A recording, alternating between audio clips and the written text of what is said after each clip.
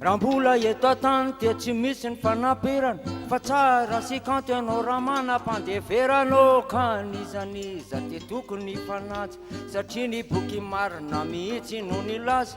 efa nambaran'ireo mpaminano antsika rehetrarehetra eto ambony tany izy azy efa nandatsaka ny rano mba ho famonjena antsika ihany zany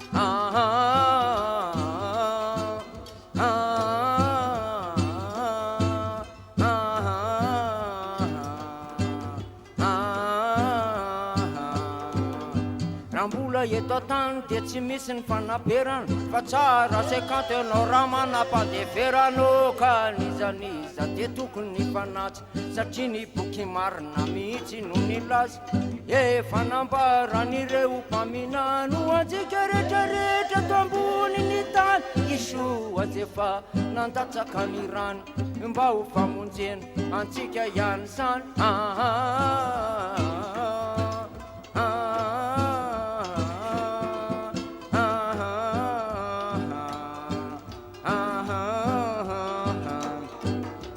Saronga tafaray tsy hoe miseho milay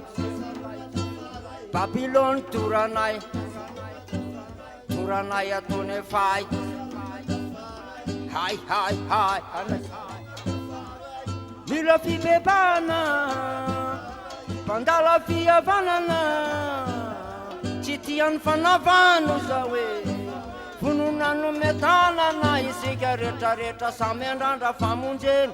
na ny matra na ny manakarena samy eo akavana nylay ratsito ny andrina tsy votra tsy manaparo marobe ny vahoaka no velo taraina hoe varovina ihany mba ho tonga lay maraina ka isika mianakavy anety samotonga saina fa ny ady sikorotana ny ka tselaina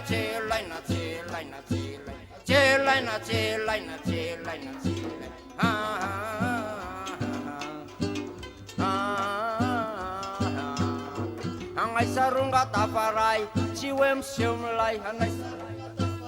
Babylone toranay hay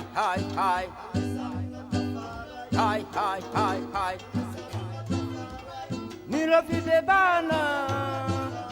mpandala fihavanana tsy tian'ny fanavano za hoe vononano metanana yes I am high, saronga tafaray